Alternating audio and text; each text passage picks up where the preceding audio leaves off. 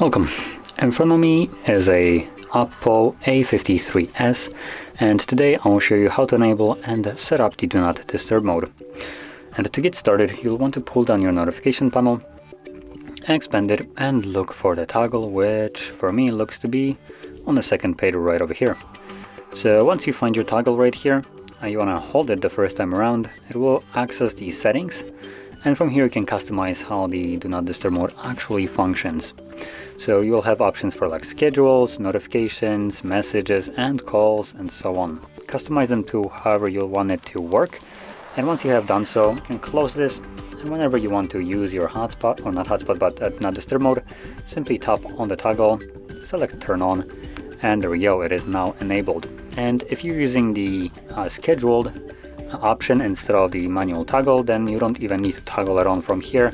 Just make sure for the schedule it is toggled on in here, and it will turn it on and off when the time comes. But for everybody that is using it manually, that is how you enable it, and once you're done with it, you can disable it by tapping on it again. So if you found this very helpful, don't forget to hit like, subscribe, and thanks for watching.